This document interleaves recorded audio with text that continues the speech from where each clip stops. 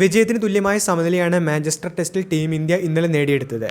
100% തോൽവി മുന്നിൽ കണ്ട സാഹചര്യത്തിൽ നിന്നും അസാമാന്യ കരുത്തിൽ അപ്രതീക്ഷിതമായ തിരിച്ചുവരവ് തന്നെയാണ് ടീം ഇന്ത്യ നടത്തിയത്. രാഹുലും ശുഭ്മാൻ ഗില്ലും ജഡേജയും വാഷിംഗ്ടൺ സുന്ദറും ഇന്ത്യൻ ബാറ്റിംഗിന്റെ സൗന്ദര്യം ഇംഗ്ലണ്ടിന് മുന്നിൽ കാഴ്ചവെച്ചപ്പോൾ അഞ്ചാം ദിനം നിവൃത്തിയില്ലാതെ ഇംഗ്ലണ്ട് സമനിലയ്ക്ക് സമ്മതിക്കുകയായിരുന്നു. എന്നാൽ മത്സരം നേരത്തെ അവസാനിപ്പിക്കാനായി കൈകൊടുക്കൽ വിവാദത്തിൽ സ്റ്റോക്സ് ഉൾപ്പെടെ പെട്ടപ്പോൾ ഇപ്പോൾ ഇതിന് അദ്ദേഹം ഒരു വിശദീകരണവുമായി രംഗത്തെത്തിയിട്ടുണ്ട്. ഈ അപ്ഡേറ്റുകളാണ് വീഡിയോയിലൂടെ നിങ്ങളുമായി പങ്കുവയ്ക്കുന്നത്.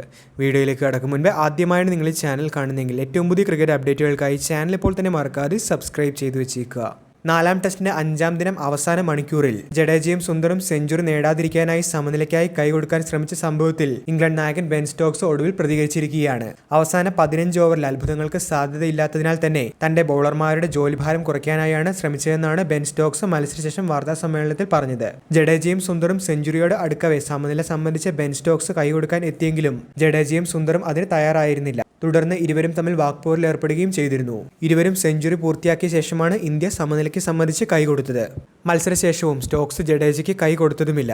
ഇതാണ് പിന്നീട് വലിയ വിവാദത്തിലേക്ക് മാറിയത്. ഒരു പരിധിവരെ ശ്രമിച്ചതിനു ശേഷം ഇന്ത്യൻ ബാറ്റ്സ്മാൻമാർക്ക് നേട്ടം കൈവരാതിരിക്കാൻ വേണ്ടി ഇംഗ്ലണ്ട് മനഃപൂർവ്വമാണ് സമനിലയ്ക്കായി ശ്രമിച്ചത് എന്നാണ് ക്രിക്കറ്റ് നിരീക്ഷകരുടെ വിമർശനം. എന്നാൽ ജഡേജയും സുന്ദറും ഏറ്റവും മികച്ച പ്രകടനമാണ് കാഴ്ചവെച്ചത് എന്നും തങ്ങളുടെ രാജ്യത്തിന് അഭിമാനിക്കാൻ തക്കവണ്ണമുള്ള പ്രകടനം അവർ പുറത്തെടുത്തുമെന്നുമാണ് മത്സരശേഷം ബെൻ സ്റ്റോക്സ് ഇരുവരുടെയും പ്രകടനത്തെ വിലയിരുത്തിക്കൊണ്ട് സംസാരിച്ചത്. എന്തായാലും ഇന്ത്യയുടെ വീരോചിതമായി ചേർത്തുനിൽപ്പിൽ ഇംഗ്ലണ്ട് ബോളർമാർ ഒന്നുമല്ലാതെ പോകുന്ന ഒരു കാഴ്ചയാണ് ഇന്നലെ മാഞ്ചസ്റ്ററിൽ നാം കണ്ടത്.